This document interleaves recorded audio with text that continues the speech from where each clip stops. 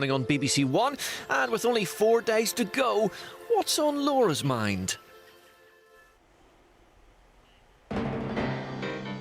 Well, here we are, 4 days to go before you decide who walks through that door on Friday. It started in the torrential rain, Rishi Sunak's surprise summer election. His rival Keir Starmer has played it safe to try to stay ahead. But Rishi Sunak is not done. He will be with us live this morning, fighting for your votes and fighting for his job. Labour's campaign chief, Pat McFadden, is here along with Daisy Cooper, deputy leader of the Lib Dems. Now, there is another big contest going on as well as the election, the football, of course. Daisy, are you going to have time to watch England-Slovakia tonight? I think we'll have it on in the background, do some emails at the same time, yeah. And Pat, I have to ask you, as a proud Scot, who are you supporting? I'll be watching the England game with my kids. And who are you supporting? Oh, of course I want England to do well. There you go. Well, Stephen Flynn, the Westminster leader of the SNP, will be with us too. And what is the state of the race? Professor Sir John Curtis will give us his 60 seconds on Sunday. Rishi Sunak's party on 20% still trails Labour on 40% by 20 points. Exactly the same as at the start of the election. But, of course, nothing is decided until the night itself. So to talk about everything that's going on, the Greens' Hugh Fearnley-Whittingstall, of course, also a famous chef, Harriet Harman, the former Labour Cabinet Minister, and a former Tory Cabinet Minister, Brandon Lewis too. Welcome to you all.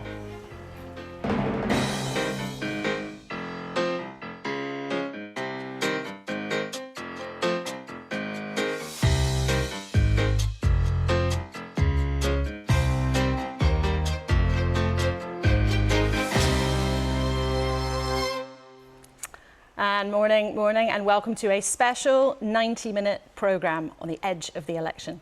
Let's start, as we always do, with the news. There is no hiding who the papers are backing now. The Sunday Telegraph and the Mail on Sunday both splash with their warnings of what they think a Labour government might do.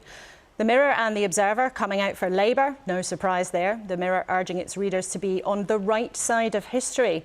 The Sunday Times doesn't give it away on the front page, but on the inside it does say it is time for a Labour government. But the Sunday People reminds us of that other big fight that's going on. Of course, they feature the election, Keir Starmer alongside Harry Kane on the front page. Let's start then with our panel. It has been actually quite a wild campaign, hasn't it?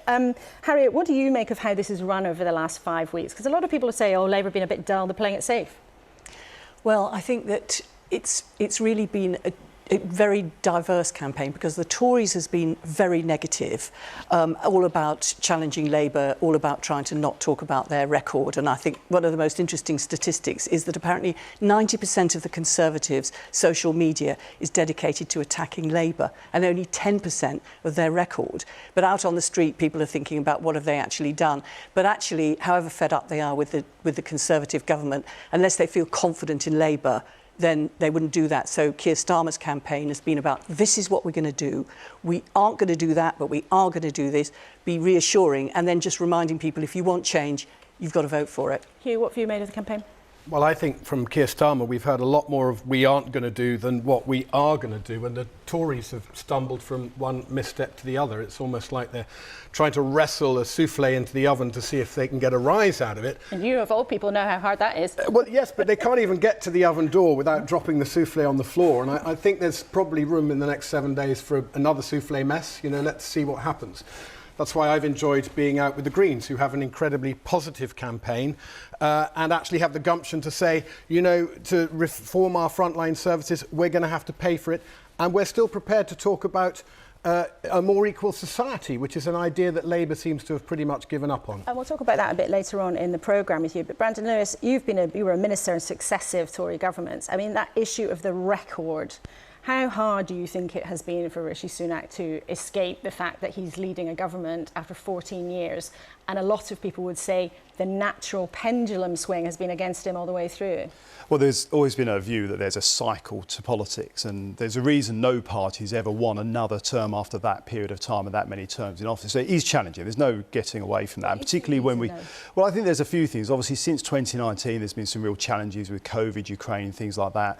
And I think, actually, I would just say just two things that struck me in this election. One is, I think, at times we've all been distracted by some of the things like Farage's comments on Putin, abhorrent comments, I would say, that we've seen from some places have taken some of the air out of the policies, and we haven't heard too much from Starmer. And the other thing, touching on what Harriet said actually, is I think the social media has played in a way we haven't seen in elections before, both the spend on it and the way that social media has spread messages, both, as we've seen overnight, ones that unfactual ones that I warned about before the election, we have to be careful about this, but also the messages from the parties and how they've run through social and digital media. But just briefly to both of you, do you feel though, Harriet, as a politician with many, many years of experience, do you think that the big challenges for the country have really been addressed here, or actually the campaign's been a bit narrow?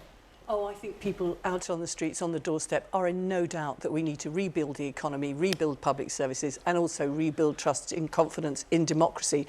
And actually, they appreciate that Keir Starmer is saying, we're going to get to work right away. You know, if you vote Labour on Thursday, we'll start work on Friday.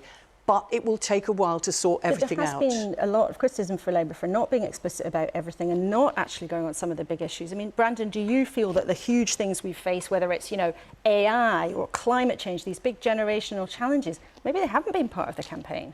No, and I think I'd have liked to have seen Keir Starmer on the show today explaining what he's going to do. I think there is, and I've seen this on the streets, a real gap in understanding about what Labour's actually going to do and how they're going to pay for these things. And that is a real issue, I think, in the days ahead. All right, well, let's get on with our first interview of the day. We are going to try and feature some of the subjects that maybe haven't been talked about as much in the campaign as you might expect. Security and Brexit.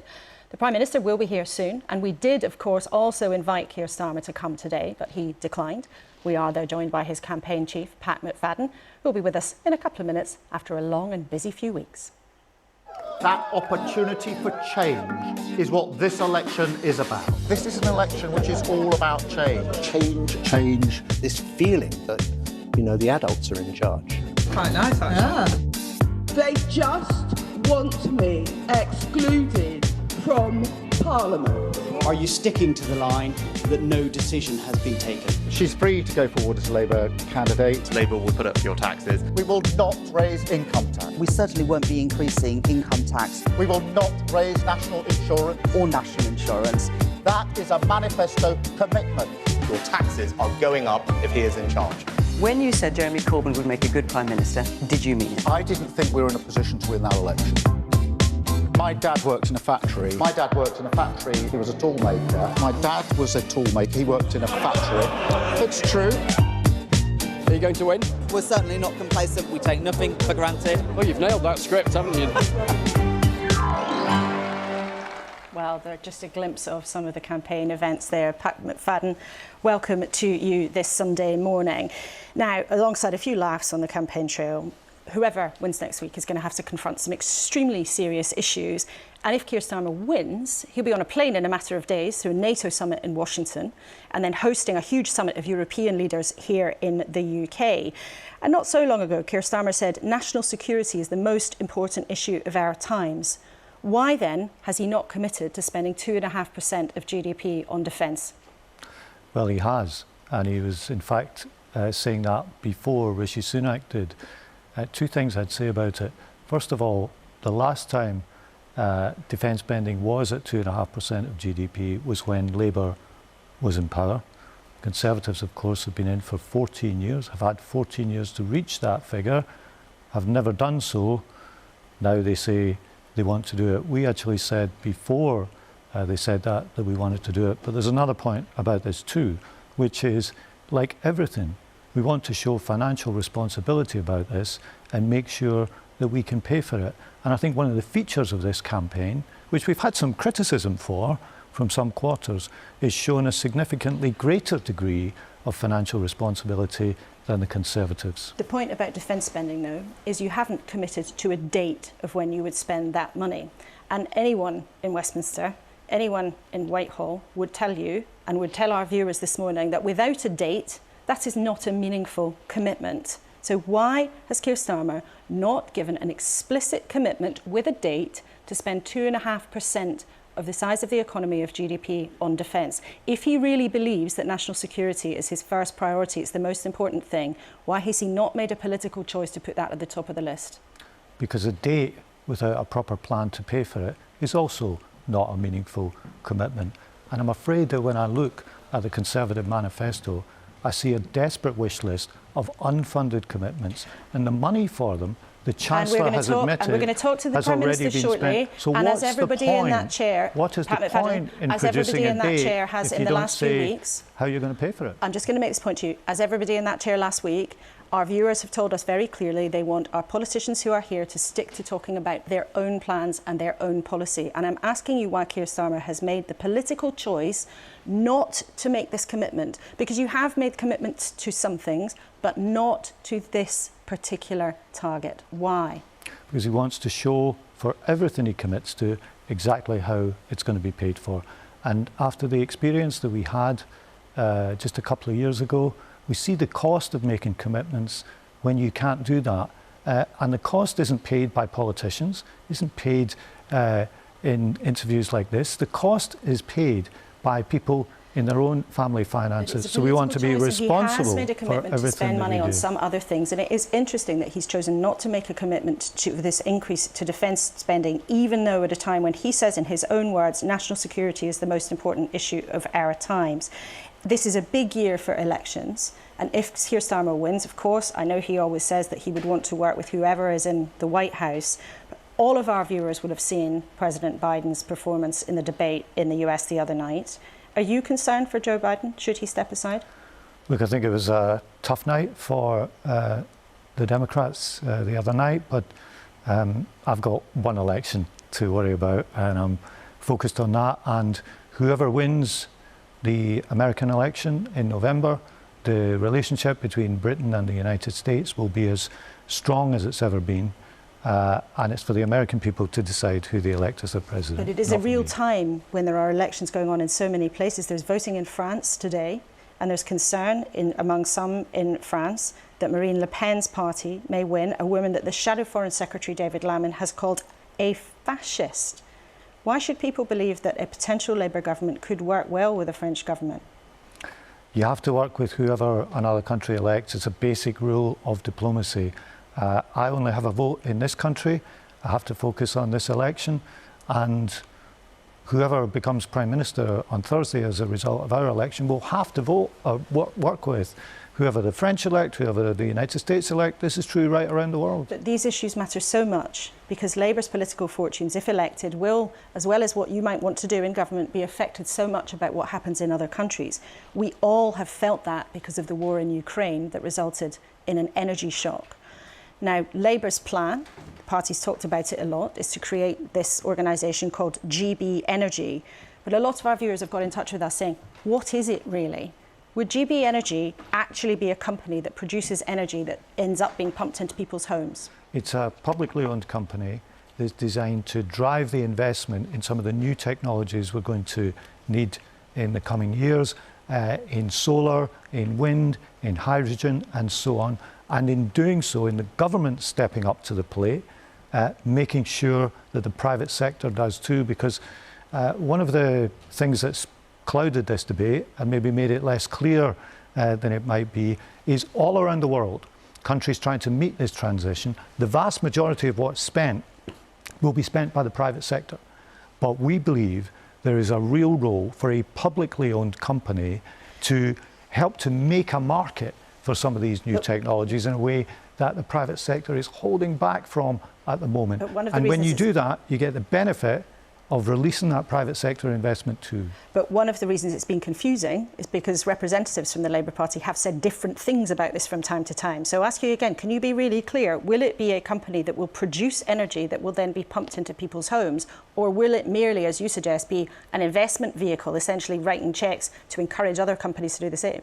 It's not going to sit alongside npower or RWE or these companies. This is a different thing. This is a publicly owned company that is investing in making sure that we have the jobs of the future in these new technologies, that releases the private sector so that Britain plays a leading role in this transition. And the reason it's had quite a lot of support, the reason that Patrick Vallance, for example, has backed it so strongly after his experience with what we had to do during COVID, is because this transition is coming anyway. So every country has a choice.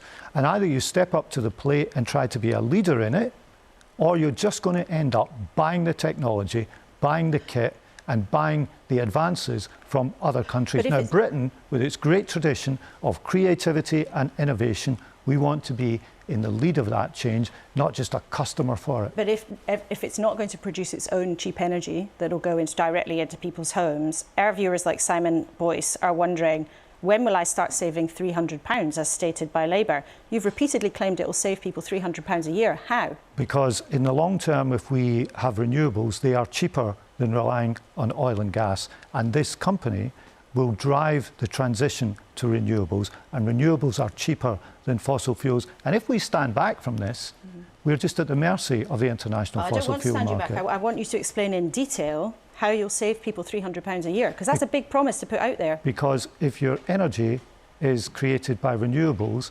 the price that the renewables cost, compared to oil and gas in international markets, that is a cheaper way to do it. So it's both better for energy security and better for people in their household bills. Actually, when you look at the workings, you have been repeatedly claiming you're going to save people £300 a year. And we've looked at this based on an estimate calculated from bills from last summer, when energy was already cheaper. And the estimate is based on an aspiration of almost decarbonising the economy by 2030. It's not even based on Labour's plans, this figure. So unless you can explain otherwise, we should point out to viewers this £300 is an estimate based on figures that are out of date and produced by a think tank. It's not even based on your own workings. This is the payoff that people can get from producing their energy by renewables rather than relying on oil and gas. And it's based on the average sum that a household pays for energy in the current mix compared to what we could be doing in the future. And you mentioned 2030. We want to be ambitious about 2030. But are you guaranteeing to people that they'll save £300? Because when you look at the workings, it doesn't look like you can give that guarantee. That's an estimate based on current prices compared to what we can get to through generation through renewable energy. So it's an estimate of what you hope we might get to in 6 years' time. So that doesn't sound like something you should be putting all over a leaflet and a poster and making a solemn promise to people in a manifesto that they'll have coming off their monthly budget. This is a good way to illustrate the benefit of transitioning to renewable energy, because if we don't do that, we are left, as we saw a couple of years ago, at the mercy of international oil and gas prices. We're also at the mercy of who controls those fossil fuels, and we saw the kind of energy blackmail that Vladimir Putin attempted to put on Europe, and to release ourselves from that is both better for energy security and better for household bills. Brexit has been a big issue for your party. Many people, including you, were very unhappy about it. Keir Starmer talks quite vaguely of wanting to have a better relationship with the EU and a better trading relationship in the EU. Can you tell us if anyone in the European Union who has told the Labour Party you can get a bigger deal without having to give quite a lot back? These things are always a negotiation. I've not been involved in that. I've been running the campaign. But I think we can do better than where we are at the moment. But what do you base that on, though? So it's one thing to say, of course, you'd like to have a better relationship, but there is a strong feeling, and plenty of people in Brussels on the other side of the channel would say this, we're not going to give any potential new UK government anything new, any shiny new presents or any better deal unless we get something in return. And that may well mean a new deal on migrants, possibly getting involved in some kind of returns deal, or bringing back some form of freedom of movement. So I ask you again, it's an important point. Has anybody on the EU side indicated to Labour there is a better deal on offer without giving something back in return? Well, we're not going back into free movement. We're not going to rerun that argument. These things are a negotiation, but every country negotiates in its own interests. And if we entered a discussion like that and we thought it wasn't in our own interest, then we wouldn't do it. But I think the point is to try. The point is to say, can we do better than we are doing at present? Can we deal with some of these barriers to trade that are affecting so many of our businesses? I think we can. I think it's worth the effort. But of course, at the end of the day, if we were in a negotiation where we thought the end product wasn't going to be in the national interest, then we wouldn't do it. So you can't guarantee that you'll get a better deal. I mean, a bit like the £300, that's an estimate, that's an aspiration. A better trading relationship with the EU is something that you're aspiring to. It's not something you can guarantee to any of our viewers It's this a morning. negotiation, of course it is. And in terms, though, of that deal, would you rule out ever putting freedom of movement up as part of a negotiation? Yeah, we're not going back to freedom of movement. Categorically, even some kind of deal for younger people to be able to move around or study abroad? Keir's been clear on this. We don't want to rerun the Brexit argument. That means no grand institutional design and no return to free movement. And if, as Keir Starmer often talks about, Labour manages to win and introduces what he terms as a decade of renewal, would you rule out some kind of big institutional change, perhaps going back into the customs union, perhaps even discussing going back into the EU in a second Labour term? Oh, I'd like to get a first Labour term, Laura. And, you know, when it comes to the future, I think the leadership task for anybody who wins on Thursday is to make the best possible future that the UK can outside the EU. That's the leadership task. We're not going to rerun the argument. And finally, Pat McFadden, we've had a lot of politicians, you know, showing off a bit during this campaign. That's what campaigns are about. Of course, politicians are always very welcome to try to show off in this studio. But we want to ask everybody this morning, what's a mistake that you have made? A mistake that I've made in the campaign? Mm-hmm. I'm not sure. I've spent most of the campaign in Labour Party headquarters, in lots of meetings, so I've not been taking the Ed Davey risk of the water slide or falling off a kayak or whatever it was he was in. I've probably had a more sheltered campaign than people who've been out and about in the country. But do you think Labour has made any mistakes in the campaign? I think we've run a good campaign. I'm proud of the campaign that we've run. I think we've put forward real and meaningful change and done it with an eye on responsibility because of the legacy that we're going to get after 14 years of the Tories. But change will only come if people vote for it on Thursday. So you can't think of any mistakes, or none you're willing to tell us about? I'm proud of what we've done. Okay, Pat McFadden, Campaign Chief, thank you very much indeed for joining us on our last Sunday of the election campaign. Well, let's go back over then to our panel. Harriet Harman, Brandon Lewis and Hugh Fearnley-Whittingstall are all with us now. Harriet, what did you make of what Pat had to say? And there are, when it comes to GB Energy or it comes to the relationship with the EU, there are points of detail that Labour's not willing to give.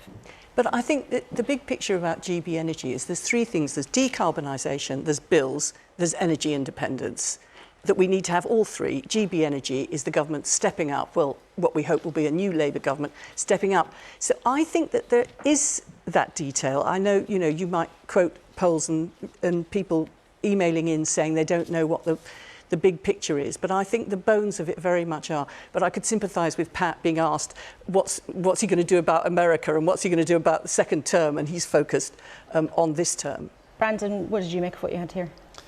Well, I think it backs up what I said earlier about not knowing any more about what Labour are going to do than we did when we started. Pat would get there very clearly, couldn't even answer the question about energy costs. I come from Great Yarmouth. Great Yarmouth's got a big interest in the energy industry, both South North Sea, exactly, South North Sea, the transferable skills we've seen, the transformation in the last 10 years, thanks to what the Conservative government's done and our local Conservative council into supporting offshore energy, particularly wind.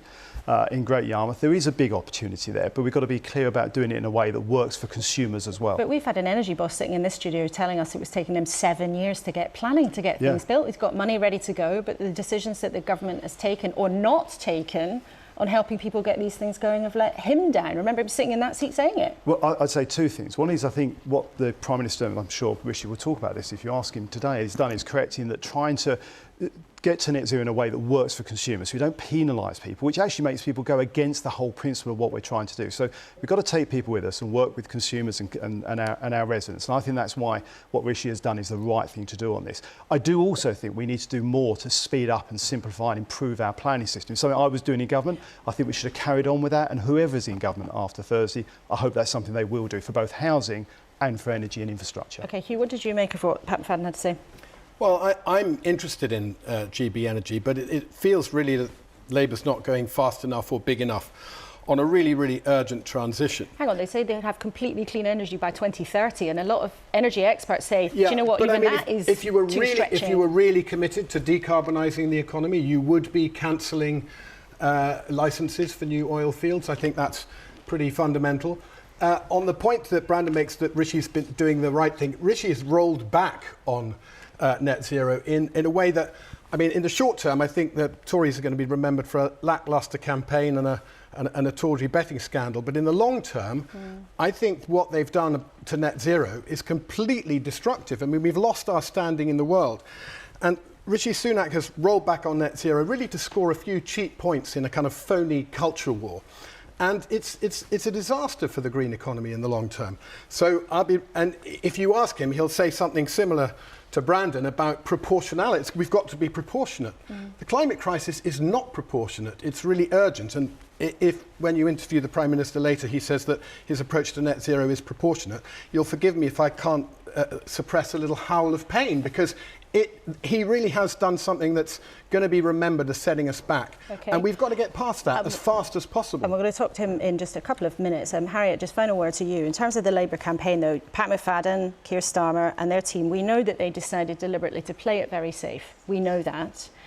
Do you understand, though, that there are people on the left of your party, people also activists in other parties, and many people in the country who look at it and think, I wanted more from them? Well, I think what's important is that we remember how far we've come. I mean, 2019, the last time people had the chance to vote, they voted for 162 more Tory MPs than Labour MPs. And what the team have done is reassure people that there are possibilities, there is hope, but actually reassure them that these are sensible plans. You know, people were burnt by the Liz Truss experience. They don't want wild promises. They do want hope and optimism, but it's got to be grounded in reality. OK, all three of you, thank you very much indeed. Well, Rishi Sunak is now in the building, we hear. So, can he make a difference in the last few days of the campaign?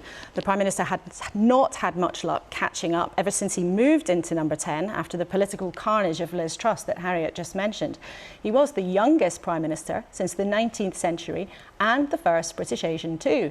Two memorable achievements, but even putting it kindly, his campaign has been hit by moments he might want to forget. So this is it, a general election is on. I'm determined to talk to as many people as I can across this country. We are just yards away from where the Titanic was built. Are you captaining a sinking ship going into this election? I'm thoroughly enjoying myself. This modern form of national service. Why do you hate young people so much? I'll cut your taxes, protect your pension and reduce immigration. Independent Treasury officials have costed Labour's policies. The Prime Minister lied in the debate last night. Be wary of this £2,000 per household tax claim. The Prime Minister attended a service but then returned to London and recorded a television interview. On reflection, that was a mistake. Completely wrong. Indefensible. I hope people can find it in their hearts to forgive me. What did you go without as a child? Sky TV. I think the Tories have had the day. He thought the policy was crap. Higher taxes, higher taxes, higher taxes, higher taxes, higher taxes, higher taxes, higher. Did you have inside information when you placed your bet on the election day statement? I was incredibly angry to learn of these allegations. This election is about the future. Well, elections are about the future, but they are, of course, also about parties' records. Prime Minister, welcome. Your party has run this country for a generation, and over that time, people's livelihoods have become less secure. There is less faith in our public services, and many people feel that our standing in the world has also been at question. Is this a better or a worse place to live than in 2010? No, it's a better place to live than it was in 2010. Of course, I understand that the last few years have been difficult for everyone. We had a once-in-a-century pandemic, followed by a war in Ukraine that drove up everyone's bills, and of course that's been difficult for everybody. But we've also made progress in tackling those things. Inflation back to normal, the economy growing again, wages rising, energy bills set to fall again just next week. And now we're able to start cutting people's taxes to give them financial security. So yes, of course, it's been difficult, but we are now on the right track with the prospect of more tax cuts to come to give people more financial security. And that's the key choice for people at this election, building on the progress that we've made. You told the public, though, very plainly, judge us by our record, judge us by the effort that we've put in. And over the longer term, over a long 14 years, the country has become poorer by many measures, sicker by many measures, and by many measures, public services are worse. That is the record of successive Conservative administrations. No, I just don't accept that, Laura. If you look at let's take education. I think education is one of the most powerful things any government can do to transform people's lives. During that 14 years, thanks to the reforms of the Conservative government, our school children are now the best readers in the Western world. 9 out of 10 schools are good or outstanding, a huge improvement compared to what we inherited. Those reforms were all opposed by the Labour Party, and you can see the contrast. If I could just finish answering your question, you can see the contrast very clearly. Where Labour are in charge of education in Wales, you haven't seen that improvement. So I point to that as evidence of actually enormous progress in transforming the life chances, particularly, by the way, of the most disadvantaged children. And those figures, which we've heard many times from Conservative ministers in the last few weeks, the progress that has been made is, when you look at them closely, partly because other countries have fallen behind, not necessarily because primary school children in England have leapt ahead. But the sentiment in the country, I suppose, is what I'd like you to address this morning, because we don't want to trade statistics for 20 minutes. Our viewers, many of them get in touch with us every single week, expressing frustration, expressing sadness, not just about the pandemic and what's happened with the energy shock because of Ukraine, but about how they feel about our country. And I just want to put some of their comments to you, and I'd like you to address them directly. Julian has said, why isn't anything working in this country? It grieves me sorely to see the state this country has degenerated into. Michael's told us, why does my son's school not have enough money for glue sticks? Why do I have potholes on almost every road I drive on? Why can't I get a doctor's appointment? Why are beaches and rivers polluted beyond measure? And Sheila says, our biggest worry is not about tax. It's about having the basics. Can you say to our viewers this morning that you can do anything about how they feel? Do you understand it? Yes, of course I do. And my first answer to you, I acknowledge the frustration that people felt. Of course it's been very difficult. When inflation rises to the highest level that we've seen in decades, when energy bills double because of a war in Ukraine, of course that has an impact on Sheila and everyone else. And that's why I'm working so hard to deliver people financial security. And I do think it is about tax, because people are working very, very hard, and I want them to be able to keep more of their money so that they can spend that on their families in the way that they want. And we've now been able to start doing that after a difficult few years, which is very positive. So everyone in work on average is receiving a £900 tax cut. And if we're re-elected, we will continue to cut taxes for people at every stage of their lives, giving them the financial security that they rightly want and deserve after what has been a difficult few years. And what I don't want, none of those things are going to be made any easier by a Labour government that would whack up everyone's taxes by thousands of pounds. That's not going to help Sheila or anybody else, and I don't want to see that happen. But this is about what's changed over the long term.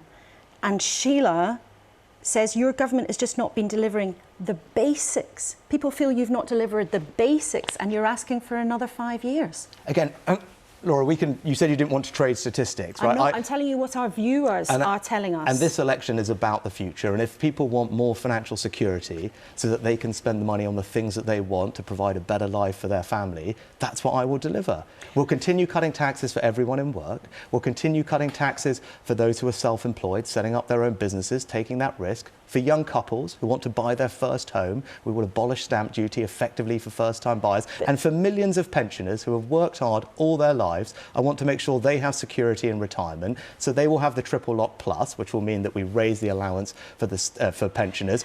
Again, that won't be matched by the Labour Party. So for the first time in our country's history, pensioners face paying a retirement tax on the state pension. And these are the choices that are ahead of people at this election, which is why it's so important. On that particular issue, we've pointed out to our viewers before, you're promising to undo something that the Conservatives were already planning to do. And our viewers also are very aware that taxes have been at an absolutely record level. So you may be promising that now, but people have really felt the pain because of successive tax rises that your party has brought in. And well, can I just address that? Well, you've made the point, so let me just address that. We had a pandemic, right? And I was on your show many times talking about the support that we were providing to the NHS for the vaccine with furlough. Then we had a war in Ukraine. Again, I was on your show when you were saying, well, what support are you providing to people? At the time, not a single person disagreed with that support. Very very understandably, we have to pay that back. That's why I took the difficult decisions that I did. I was upfront about it at the time. That's what leadership looks like. But now we are cutting taxes, undeniably cutting taxes for people. This election is about the future. I will continue to cut taxes for people, including pensioners.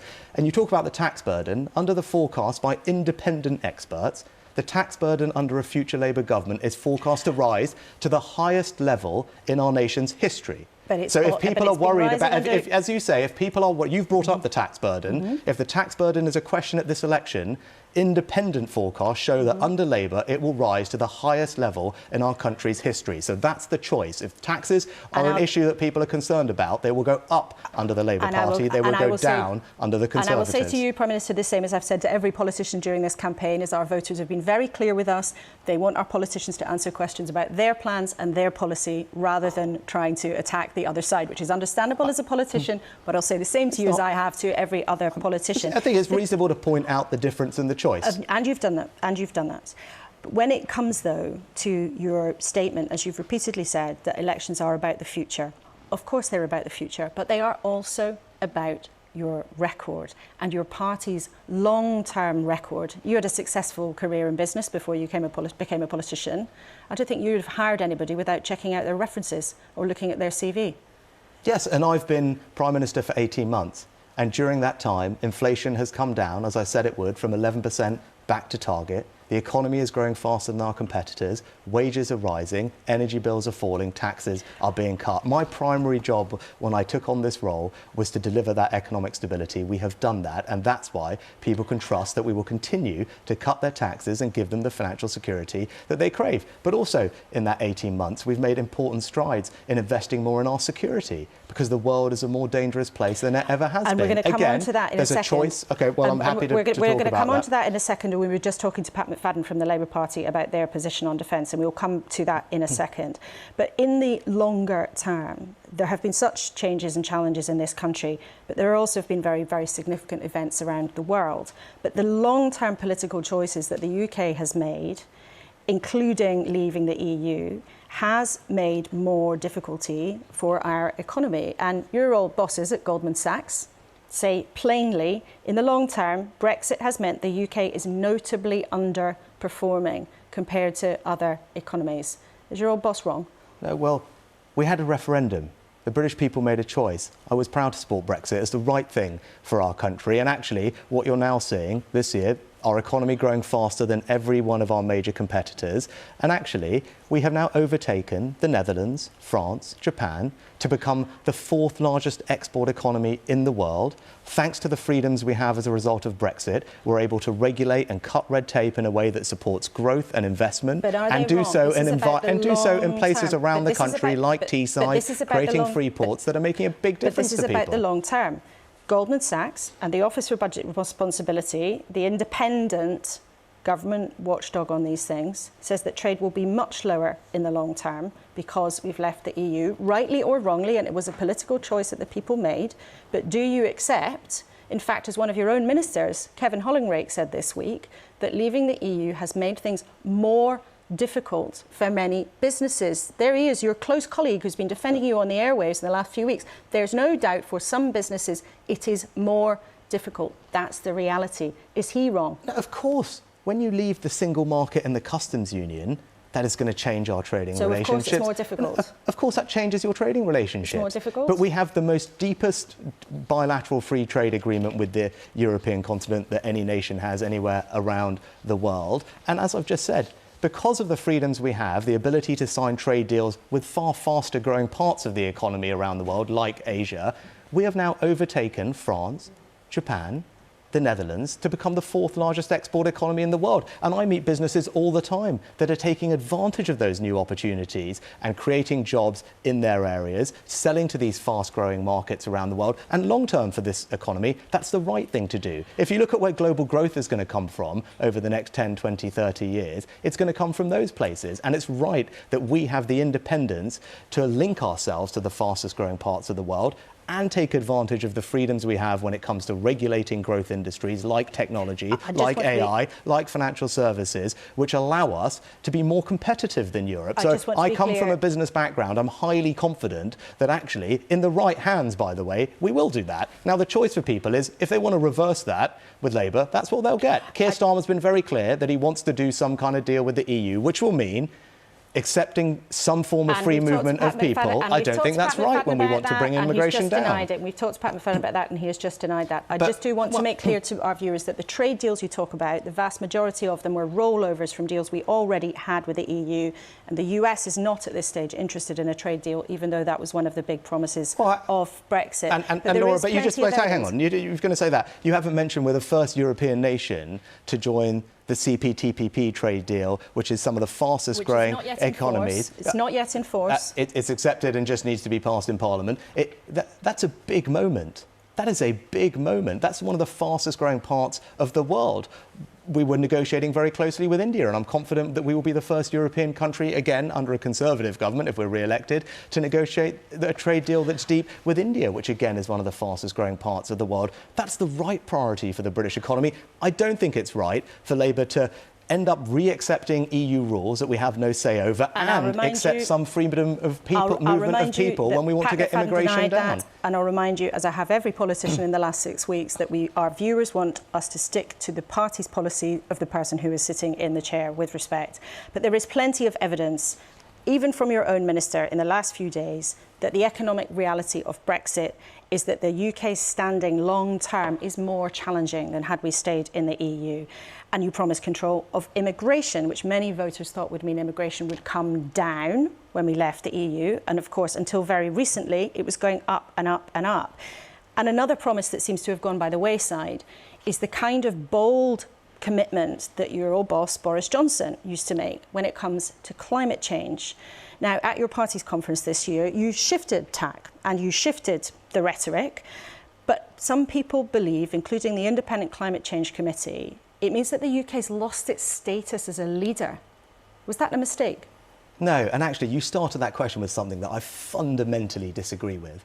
Because of Brexit, we've lost our standing in the world. That's not what I said. I said there's lots of economic evidence, which is true. There are many economists who say... You said we've lost our standing in the world. That is completely and utterly wrong. Well, that's not what I said, Prime Minister. We've just had a visit from the Japanese. Last year, we signed the Hiroshima Accords with Japan, unequivocally Japan stating that we are their closest ally in Europe. We're building a new generation of nuclear submarines with Australia and America. Never happened before that we have shared technology on that scale. We've negotiated the Windsor Framework with the EU, restored government in Northern Ireland, joined the CPTPP trade deal, and we are leading the world and leading in NATO when it comes to supporting Ukraine, investing more in defence, standing tall with our allies. People are queuing up to work with us because they respect what we do. So I just completely reject that. It's entirely wrong, this kind of declinist narrative that people have of the UK. I wholeheartedly reject. When it comes to climate change... I'm very happy to talk about climate change. There are people in your own party, some people resigned over it, who say that the decisions that you made to shift the approach on climate change has caused the UK's reputation in that area, which was world-leading, to fall back. No, I don't think British families should solve a global problem all by themselves. We've decarbonised faster than any major economy. So we've cut emissions in our country by 50%. What have they done in the EU? 30%. What have they done in the US? 0. What have they done in China? Well, they're up 2 or 3 times.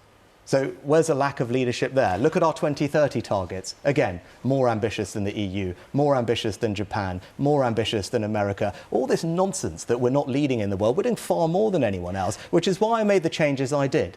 Because I don't think it's right to saddle British families with thousands of pounds of extra costs to switch out their car, their boiler, convert their home, when we don't need to do that. No one else is doing that. I think that is the practical, sensible thing to do. But it is having practical effects. Listen, the boss of Stellantis, who makes Vauxhall, Citroën and Peugeot cars, they're talking about pulling out of UK production because of the delay on making electric vehicles compulsory. The boss said this week, we've undertaken big investments, but if this market becomes hostile, we'll look at producing elsewhere.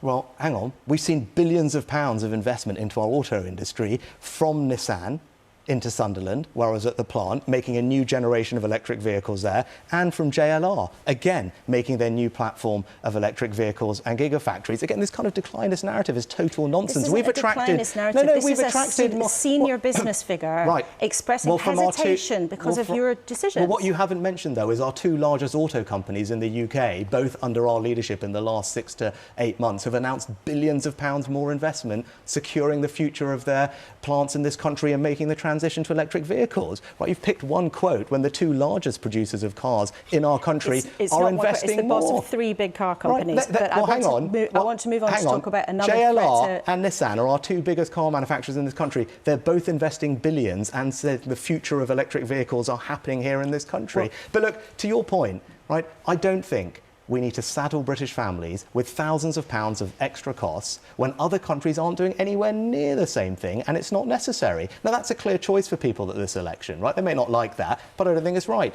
It costs £10,000 in a typical terrace house to change your boiler. It costs £8,000 in a typical semi-detached house to convert your energy. And again, to change your car years before anyone is saying that is necessary, I don't think it's right. So yes, I did make those changes. They will all be reversed under a future Labour government, and that's a choice for people. A sensible approach to net zero with me that saves you money, thousands of pounds of extra costs with the Labour Party. And you've made that point. Now, climate change, of course, isn't the only threat to what some people see as a big threat to global security. You've warned recently, we've heard it from the NATO boss here on our programme as well, about the threat from what's been described as an axis of authoritarian states. Your Defence Secretary said we are in a pre-war world. If that's what you believe, why didn't you give the Defence Secretary what he wanted, which was 3% of GDP to go on defence spending? No, that's simply not right. We were investing more in our defence, up to 2.5% of GDP. I announced that, actually talking about the axis of authoritarian states, Russia, Iran, China and North Korea. That's why it's right to invest more in defence. It's right that we do that in a sensible way, because actually we need to build our defence industrial capability to handle the increased investment so we can produce more at home, because that's what the Ukraine war has shown, that we need to invest more in our munitions and stockpiles and UK manufacturing. We're doing that, and the Armed Forces and the Defence Secretary are delighted with what we're doing. And again, the choice for people is very clear. We can have more investment in our defence with a Conservative government, or as Keir Starmer has been crystal clear, the NATO summit is literally days after the election. If Keir Starmer's Prime Minister, he will go to that NATO summit and reverse the UK government's plans to increase defence spending. Can hear that they don't want politicians talking this morning to continually return to attacking their opponents, but you are spending less on defence than you were in 2010 in today's prices. So over 14 years of Conservative government, you're spending less today than you were in 2010, even though you and your Defence Secretary have made all sorts of very serious warnings about the threats in the world right now. And the threats have changed. I mean, the threats have changed. The world today is very different to what it was 14 years ago. And that's the thing. You've got Russia, Iran, North Korea and China increasingly working together. You just saw Russia and North Korea sitting down together last week or the other week. So if the threats are greater, why are you spending less in real terms than you were in 2010? We've been increasing defence spending since 2020 when I was Chancellor, and we announced the largest increase in defence spending since the end of the Cold War. That happened when I was Chancellor. We're now building on that. And the choice for people at this election is very clear. If you think the world is dangerous, as I do, if you think we need to invest more in our defence to keep everyone at home safe, you've made that point. Well, this is an important point. This is our country's security. And you've made it already, and there are other subjects that we want to get to. There is an important point here, because this also sends a signal to our adversaries, right? We actually have strength by demonstrating to our adversaries that we're able to invest in our security, not just today, but for the long term. And that's what our plans do. They send a signal to Putin that we're not going anywhere, that we will be able to continue supporting Ukraine for years into the future if necessary. But that is not something that the Labour Party can say, because they won't match plans to increase defence spending. You also say that you're going to pay for this increase in defence spending by getting rid of civil servants, which is a promise I've heard politicians more times say than I've had hot dinners. But I want to move on to other subjects because they're important things that happen. Seeing as you've just made that point, I should have the chance to address it. Yes, you may have heard that in the past. The difference this time is we've had a massive expansion of civil servants since the pandemic to deal with that, which was reasonable at the time, but it's not reasonable as a permanent state of affairs. And actually, I do think it's entirely clear that we can reduce the civil service not by a huge amount, but just back to its pre-pandemic levels, which I think are entirely reasonable. The Treasury's conducted a full analysis of how that will happen. The Chancellor announced it in the autumn. The plans were finalised in the spring. That, together with the planned increase in R&D, fully funds the increase in defence investment. Let's move on. But again, the choice is clear. If you believe the world is dangerous, we are the only ones that will invest more in our defence. And you've said that repeatedly, Prime Minister, and there are important things that our viewers want us to ask you about alongside that. Was it a mistake at the start of this campaign for you to say you had respect for Nigel Farage? No. There are views of his that he's been right to highlight, and I've said that in the past, right? And where I agree with someone's policies, I'll happily say that. But what happened the other day was wrong. And I was keen to call it out. And more generally, I'd say to everybody, as I said right at the beginning of this campaign, a vote for anyone who's not a Conservative candidate in this election just makes it more likely that Keir Starmer is in number 10. So if you want your taxes cut, your pension protected, our borders secure, immigration coming down, and a sensible approach to net zero, you are only going to get that if you vote for a Conservative candidate. But on Friday, you showed understandable and genuine anger about what had been said about you, incredibly offensive, vile slurs by an activist who said he was linked to the Reform Party. It was a big deal for you as a Prime Minister in 2024 to repeat that language, to highlight the point. Why did you decide to do that? Look, I think anyone who comes into politics is ready to accept a degree of criticism, right? That comes with the territory, and that's fine. But in this instance, what was said was deeply inappropriate and racist, and I did it deliberately. I hated doing it, but I thought it was important to say it, to call out what it was, and that's why I did what I did. And I think the vast majority of these people in our country rightly believe that it's not the colour of your skin or your background or your gender that defines who you are. The fact that I'm the first British Asian Prime Minister, as you said at the beginning of the segment, is a wonderful thing, but also it's wonderful that it wasn't a big deal. And that's what's so special about our country. I don't think my story would be possible anywhere else, but we can't let the views of a minority run licence like that, and I wanted to call them out, not just for me and my family, but for everyone who's experienced racism like that. They were absolutely wrong, and they deserve to be called out, and that's why I said what I said. Can you believe you felt you had to do that in 2024? Yeah, look, of course that's sad, but I'd also say we've made enormous progress as a country. I'm sitting here as living proof of the progress we've made as a country. And I'd say my story, I don't think would be possible almost anywhere else. And we are the most successful multi-faith, multi-ethnic democracy anywhere in the world. That should be a sense of give us a source of enormous strength and pride for our country. And that's why views like this are so damaging and so wrong. They belong to a minority of people, and they deserve to be called out for what they are. And that's what I did. And we had a really strong response from our viewers on what happened, and the vast majority of people were appalled. But I just want to show you what somebody, Ime, who told us he was a black man, wrote in to say. He told us, "I was appalled at the way that Sunak was described. However, to me, his stance on racism hasn't been completely zero tolerance." And he wanted us to ask you, why did you refuse to return the money of a Conservative Party donor, Frank Hester, who was accused of making racist remarks about Diane Abbott? Why? Yeah, at the time, I called out those remarks as racist. Frank Hester apologised, expressed genuine contrition about what happened, and I think it's reasonable when someone is genuinely contrite about what's happened, accepts what they've done is wrong, then that apology is accepted. The so difference it was okay here, to take his money because he said sorry, and then to take more money from him, the difference even though here, he made what took you a day or two to say were racist remarks. Nigel Farage has just described these comments as inappropriate. They're not inappropriate, they were vile and racist and wrong, but he's only said that they're inappropriate. The person who made them has only apologised to the Reform Party for the impact it's had on them. There's a very clear difference there. There's no contrition or remorse or acceptance of what's happened in that case. So it was okay to take Frank Hester's money and then to take more money because he apologised after being caught. Ime might wonder if the money was more important than your values. No, because when someone apologises and shows genuine contrition, that should be accepted. And actually, the comments were about Diane Abbott, as you know. They were wrong. I said that they were racist at the time. Diane Abbott herself has also made comments which were wrong and apologised and was re-accepted back into the Labour Party. So I do think it's reasonable when people make mistakes, if they're genuinely upfront and accept that they've made mistakes, they apologise and are genuinely contrite about it, then those apologies should be accepted. That happened in the case of Frank Hester. That happened in the case of Diane Abbott herself, as she was re-accepted back into the Labour Party.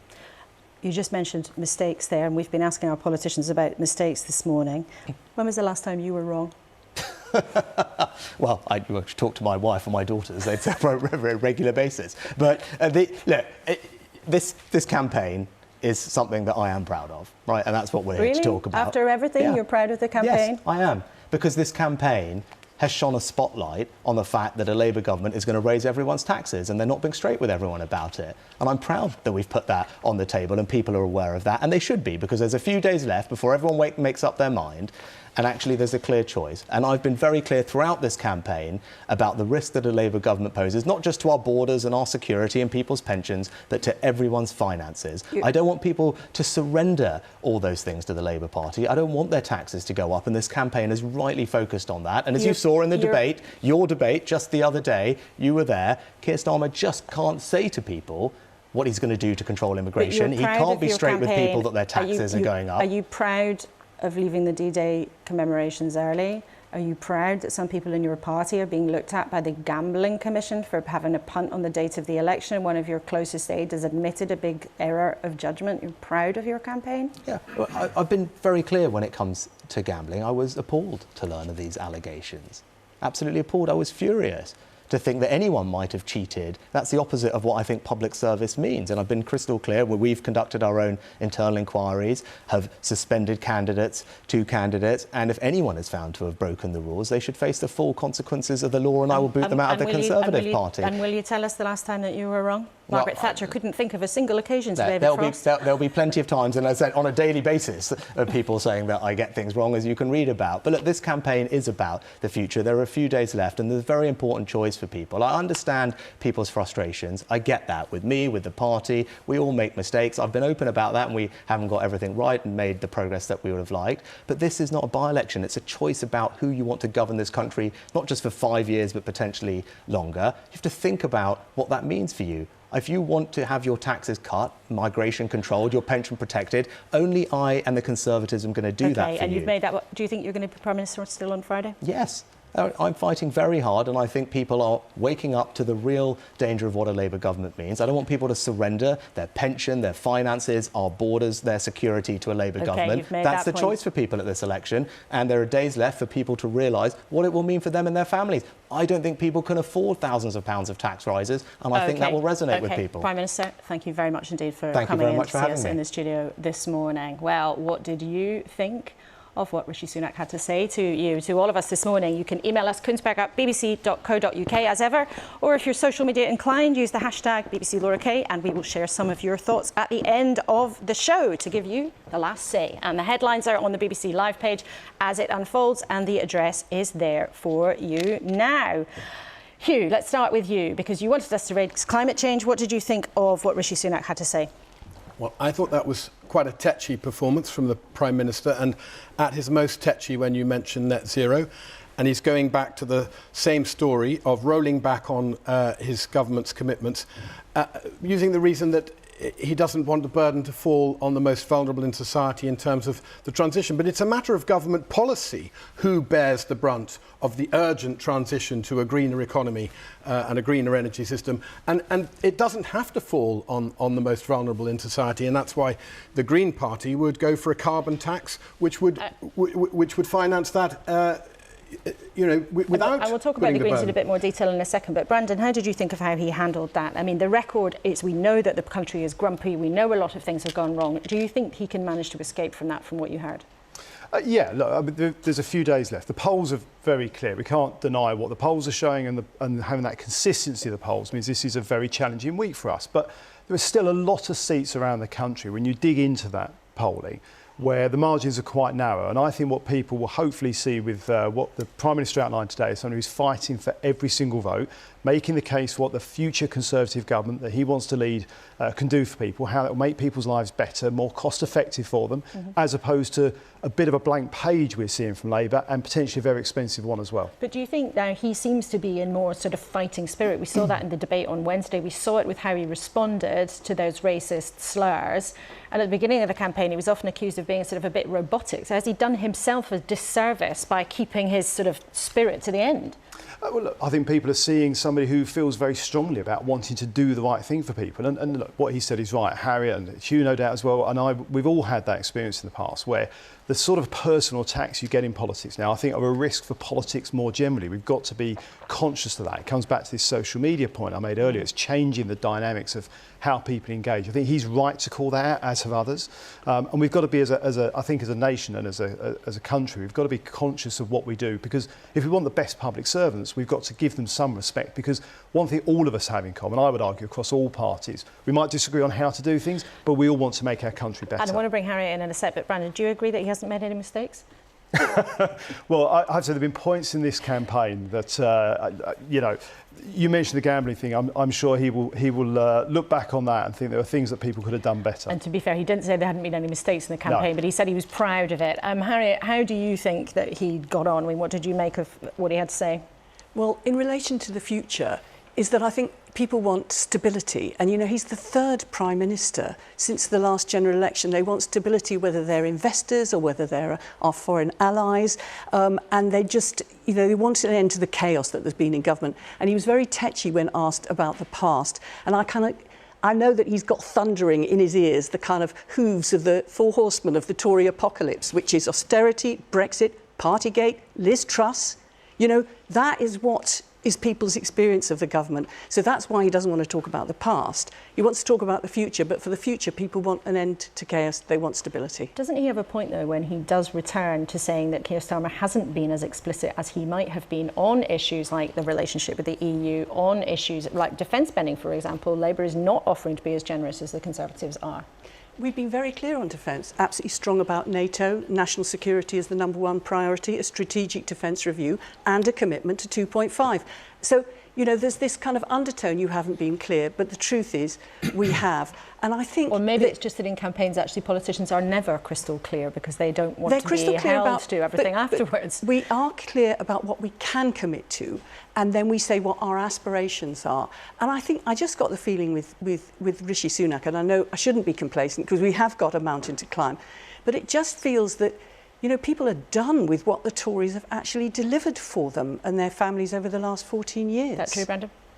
No, I think over the last 40 years, there's a huge amount of things I'm hugely proud of that we have done, and the things I've worked on as a minister and colleagues across a long period of time. There's no getting away from the fact that through the COVID period, with Ukraine, with the war in the Middle East, this has been a challenging few years, and the impact that has on our economy and people's daily lives.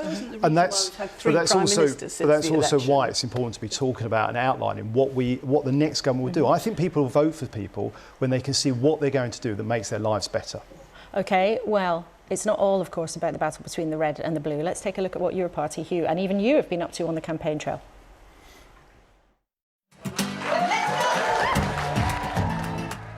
We're the ones that will stop the water companies continuing to profit. We are offering hope.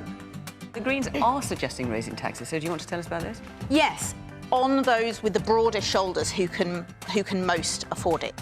It says the Green Party will therefore use rationing to reduce the amounts of meat and dairy food. I don't think rationing is going to be in our manifesto for the next 5 years.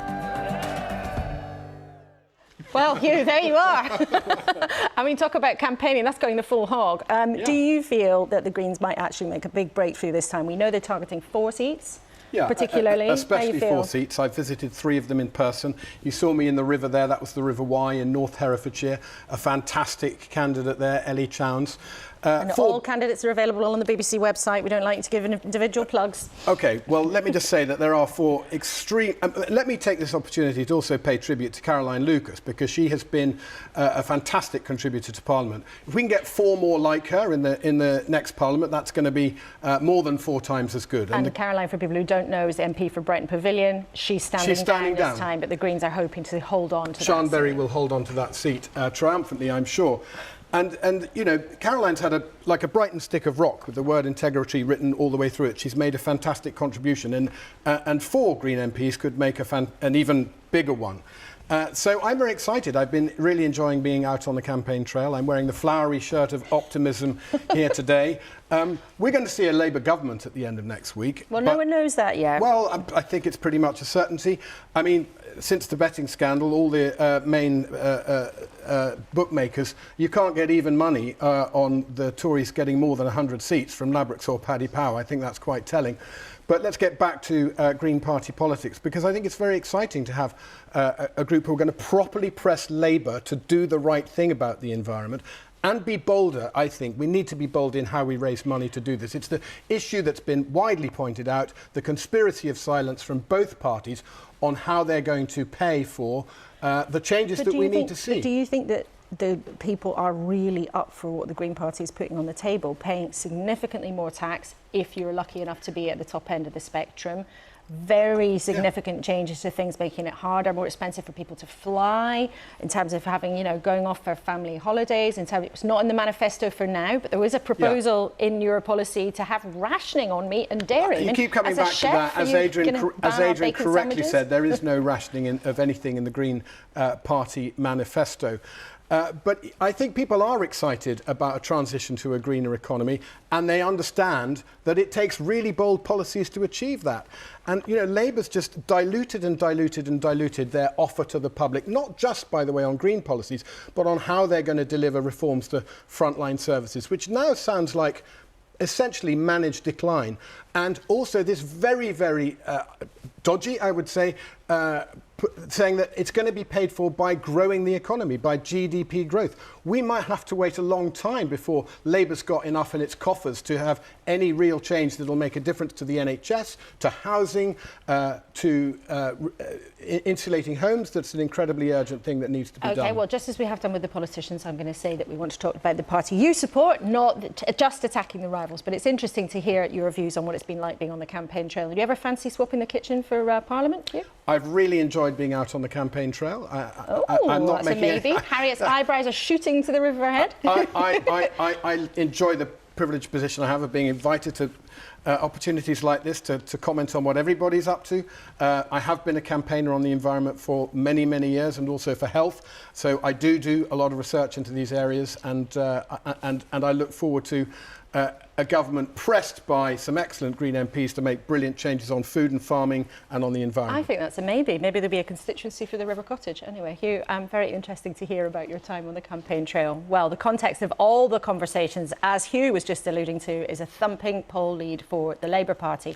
Arguably, polling, for good or ill, has shaped much of this campaign. There hasn't been much point in all the politicians chasing around the country then, if going into Thursday the position is essentially stubbornly stuck. Who better to ask than Sir John Curtis? Here's his final 60 seconds on Sunday.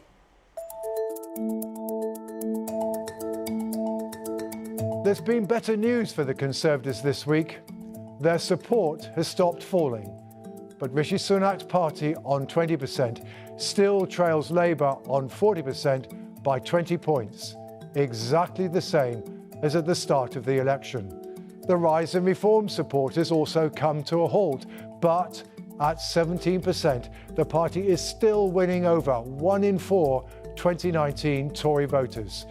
And Rishi Sunak's personal ratings are clearly worse than Keir Starmer's. Meanwhile, the mega polls still suggest Conservative support is down most on 2019 in constituencies the party is defending.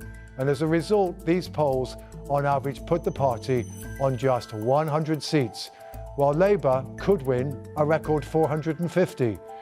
The Liberal Democrats could get around 50, the SNP 18, Reform 7, and the Greens 2. But there are still 4 days to go.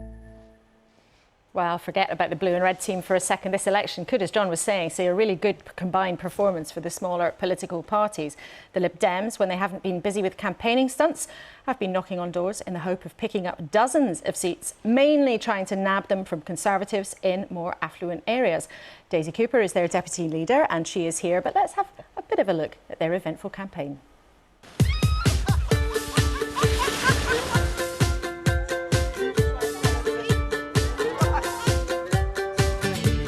People watch what you're doing and they think you're not really taking this seriously. We're taking the voters' concerns really seriously. Come on, my sweetheart, come on. This is a manifesto to save the NHS. Well, Daisy Cooper, we're not going to begin by asking you why you've done all those campaign states, because the reason is to get people to talk about them, and that has proven to be a success throughout this campaign. So let's talk about some of the issues. Let's talk about immigration. So during the ITV debate, when you were asked as the Lib Dem representative if you thought immigration is too high, you put your hand up. We can show people the picture of what happened. Why do you think it's too high? Well, I think immigration is forecast to come down anyway, but one of our manifesto pledges is around having a higher minimum wage for care workers. And part of the reason for this is that in the last financial year, 105,000 visas were given to care workers. And this is because the Conservative government have not invested in our domestic workforce. And because they haven't done that, we've had to bring in people from abroad. Now, when people come here... Is that why immigration is too high? Because we've got too many care workers from abroad? Look, when people come here and they look after our loved ones, I think we should welcome them with open arms. But we need to have a sensible debate in this country about our economy and about the workforce that we need. And we believe that when it comes to our health and social care, for example, and in fact every other sector in our economy, you start by looking at the skills that you need, you develop a skills strategy for your domestic workforce, and then when you can't get the skills here, you should get them from abroad. But why do you think immigration is too high? You put your hand up at that ITV debate. Well, I think one of the reasons it's going to come down anyway, but the reason why immigration is so high at the moment... No, why is it too high? That's my question. You're explaining why it's so high, in your view. Why do you, as a Liberal Democrat, who often are very supportive of immigration, believe it is too high? Well, because we're not investing in our domestic workforce. And if we invested in our domestic workforce, then we wouldn't need to have quite so many people coming here to do the jobs that they are doing. When they do come here, we should welcome them. Our NHS and social care would be on the floor. They'd be on its knees without people coming here from around the world. But we have got to invest in our domestic workforce, as well as welcoming those who come here to look after our loved ones. You've said it's too high, and that means we've got too many people coming here from abroad, and you'd rather British workers were providing those jobs. What would be an appropriate level of immigration then to you? Our viewers will know legal migration has been at over 600,000. It is forecast to come down, but what level would you like to see it at? So we don't think there should be an artificial cap and these kind of really unhelpful salary floors that the government have put in place. We need to work with every single sector to work out what level of immigration they need. At the moment, we have the worst of both worlds. I know from my own area, you've got hospitality industry, you have the NHS, you've got social care, engineering. They cannot get the people that they need, either from the UK or from abroad. So we need to have that skills programme to make sure we can get a bit of both. But people do want to know, when you say you think immigration is too high, what level would then be the right one? Look, I don't think you can put artificial caps in place. If you want to have a dynamic economy, you need to have a dynamic immigration policy. And that's why we're the only party, we're the only party talking about a higher minimum wage for care workers, £2 higher than the current minimum wage, so that we can attract people back into the care sector, attract a lot more people to become carers in the first place, and that would then naturally reduce the number of people that we would need to ask to come here from abroad. So you do want immigration to fall? Well, immigration is forecast to fall anyway. But what do you want to see? This is what people want to know at a time like this. You're asking them to put a cross in the box. Labour doesn't really want to put an arbitrary cap on either, but previously they've said around 200,000 would be a normal level. The Conservatives also have said that Parliament would vote every year if they win to put a cap on it. What number would you like to see, or what proportion of a fall would you like to see? People want to know. We're not going to put an artificial number or cap on this. What really matters is that you have to work with every single sector in the economy to say, what do you need? What skills do you need? What staff do you need? You put a skills plan in place so that you can train up your domestic workforce. We've got some fantastic policies in our manifesto about giving people a lifetime skills account so they can retrain and upskill throughout their lifetime. But as well as doing that, where there are gaps, we should bring people in from abroad, but it has to be dynamic. Do you accept that if you fulfil your long-term goal of rejoining the EU single market, that big trading bloc, that would mean freedom of movement, which would mean that any government can't control how many people come here legally? Well, let's be really clear. Immigration now is significantly higher than it was when we were in the EU. But let's be also very clear about the fact that the single market is not on the table. at the moment. The EU has not put it on the table. But it's your long-term goal. It's a long-term goal, but it's not on the table in this general election. What is on the table in this general election is a party, the Liberal Democrats, who want to renegotiate that botched Brexit deal that has allowed the government to effectively undercut our farmers and wrap up our small businesses with red tape. We are absolutely committed to renegotiating that botched Brexit deal to make it work for our small businesses and to have a youth mobility scheme so that young people can once again work, travel and study abroad. It's a bit like freedom of movement though, isn't it? Freedom of movement for young people. Well, the youth mobility scheme would be up to the age of 35 and it would allow young people to move around Europe, and I think that would be a good thing to help rebuild some of the ties. OK, we've asked everybody this morning, so we'll ask you too. What's the one mistake you think your party's made? I think I've allowed Ed to do too many stunts and I haven't had enough of them myself.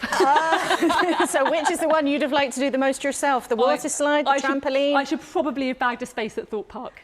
There, well, you heard it here first, Daisy Cooper. Maybe you've just about got time before the end of the campaign to go and have a go in a roller coaster, but thank you very much indeed for joining us in the studio this morning. Well, the Lib Dems hope they will restore their position as the third biggest party in the Commons and grab that back from the SNP. The SNP's been campaigning hard in Scotland to hang on to their 43 seats in the Commons, but their main rivals are a resurgent Labour Party. But line one, page one of their manifesto is still Scottish independence. On July the 4th, Independence Day, make sure your voice is heard. 1, 2, 3!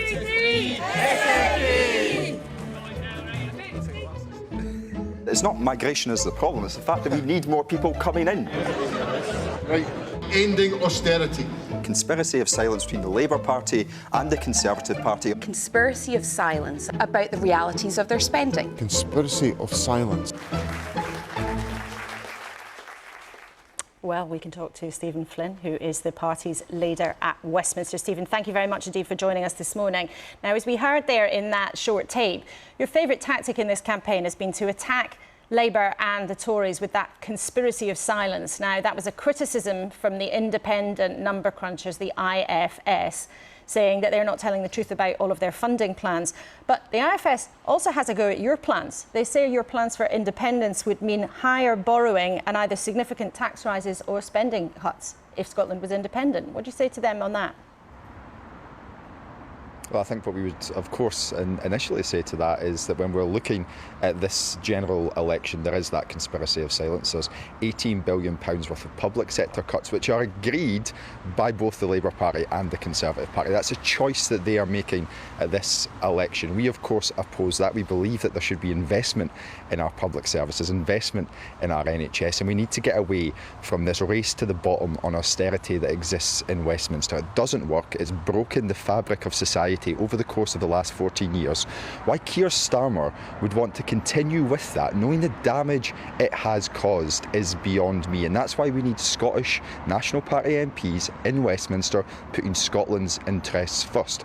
And when it comes to the IFS, I don't know if you noticed, Laura, but they also looked at the SNP manifesto and outlined that the £30 billion which we believe could go back into the Treasury, could be invested into public services as a result of rejoining our friends and neighbours in the European Union, was something which they deemed to be reasonable.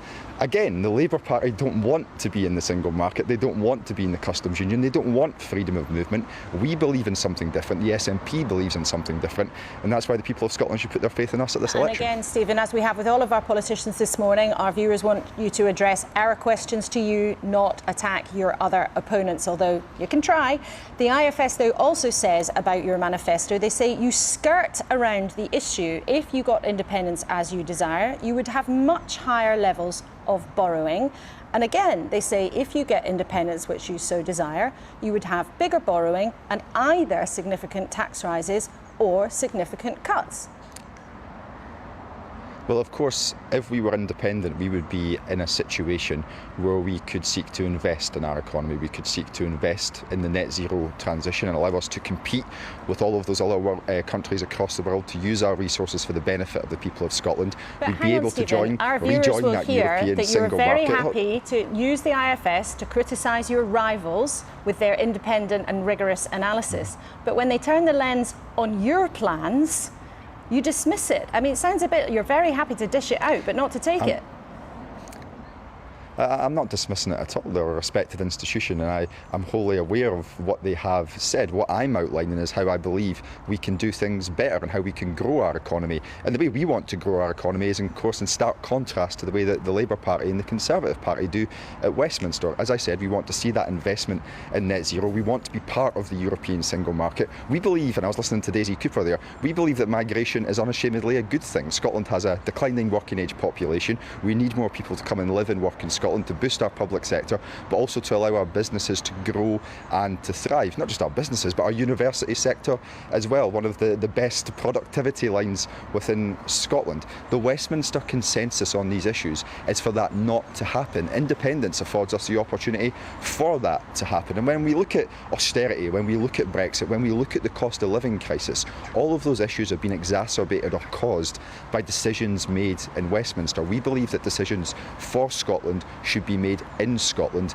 by the people of Scotland. I think that's a good starting point. And ultimately, people in Scotland have a decision to make at this election. Do they want to send MPs down to Westminster who'll sit quietly behind Keir Starmer, or do they want to send MPs to Westminster who will stand up to Keir Starmer on austerity, on Brexit, on the cost of living crisis, and of course on big foreign policy issues like Gaza, where of course it was the SNP who have continued to lead the charge for a ceasefire and indeed the recognition of the Palestinian state. OK, and we'll remind people that nobody knows for sure the result of the election. But Stephen, we've asked all our politicians this morning to be honest for a moment about the campaign. Can you tell us a mistake you think you've made?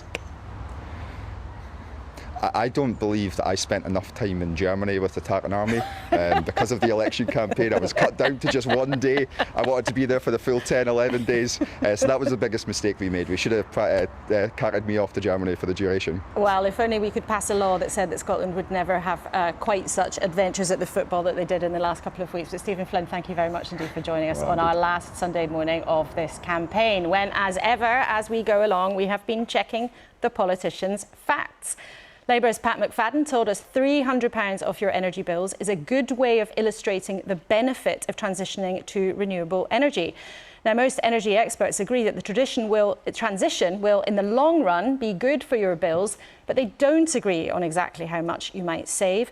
Savings depend on what might happen to the fossil fuel bills that you're replacing and how much decarbonisation costs. Both of those things are tricky to forecast. So, in other words, you can't be sure of those stats. Rishi Sunak told us he is undeniably cutting taxes, and he's offering another cut to the rate of national insurance. But he's also sticking by those plans to freeze the amount you can earn without paying any tax.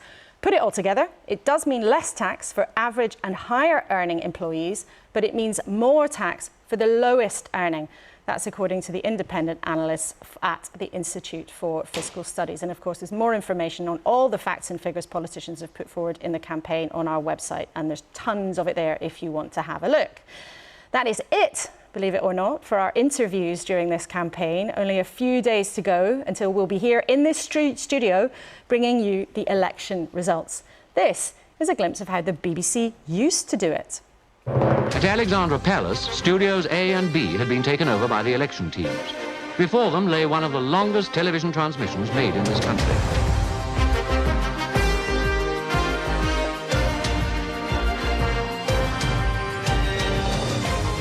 Elections are a struggle for power, battles if you like, and this one was at a time of the Prime Minister's choosing. And our view is it's going to be a hung Parliament. This election is too close to call.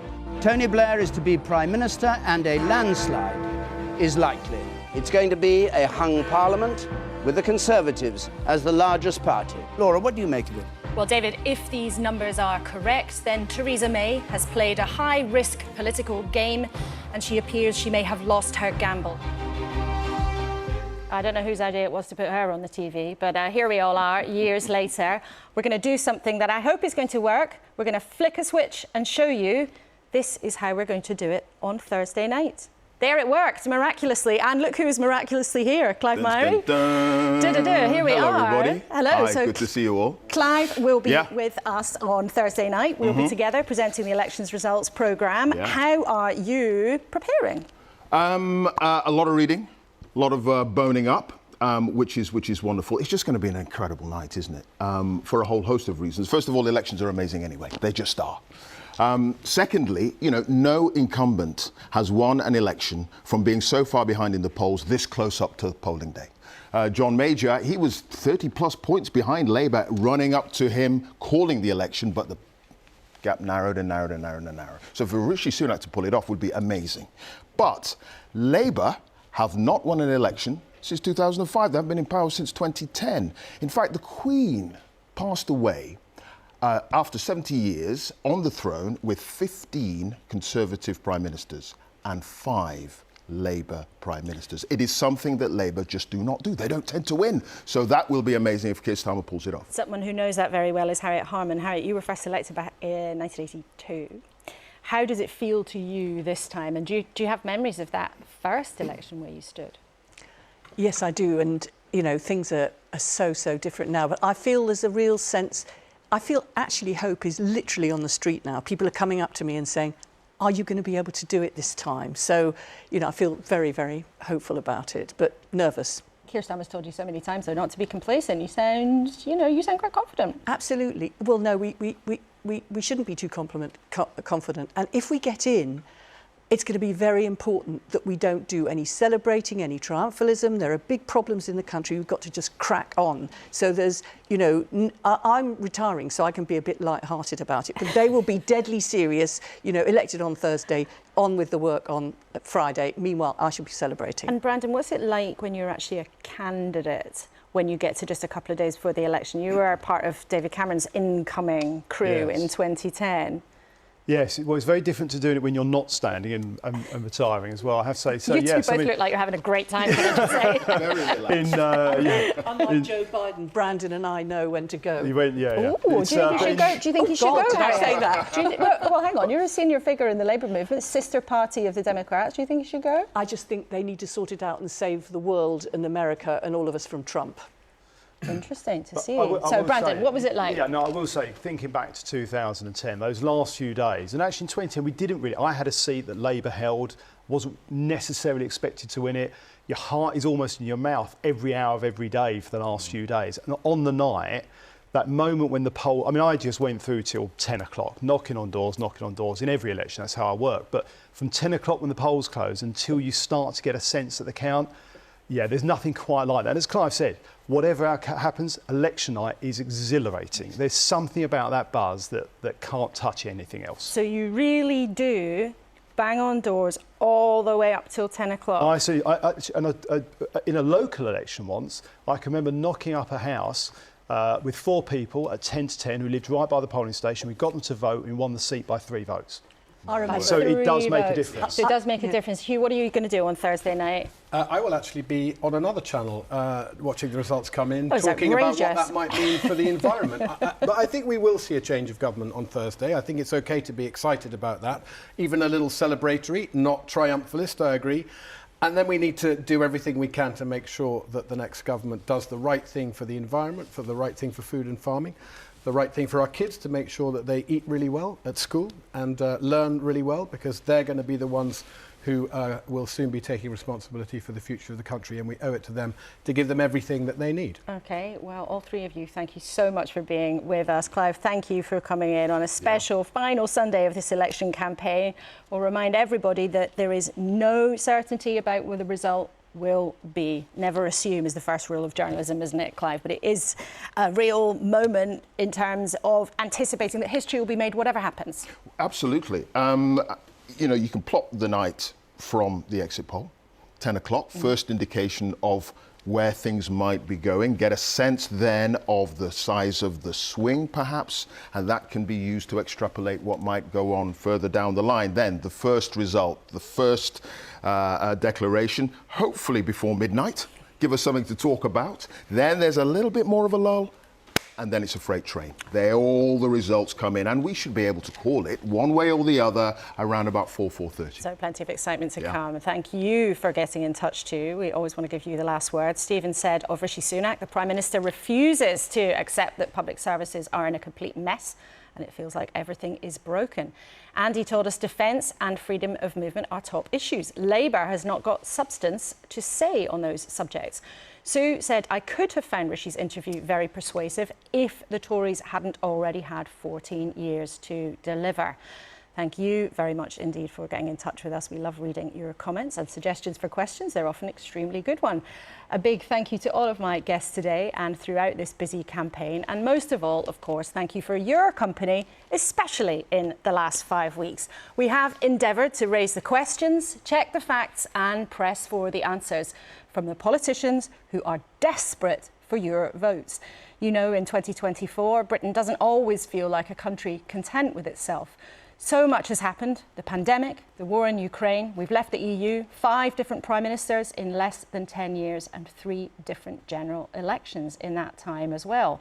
Instability that we just are not used to. But soon it's your moment to have your vital say about where you want to go next. It is fast approaching. Everything you need to know is there for you across the BBC. You can watch back anything from our election specials on the iPlayer. And I hope very much that you will join me and Clive and our colleagues across the country here on BBC One on Thursday night. Whatever happens, your decisions will make history. And of course, I'll be back with you next Sunday, same time, same place.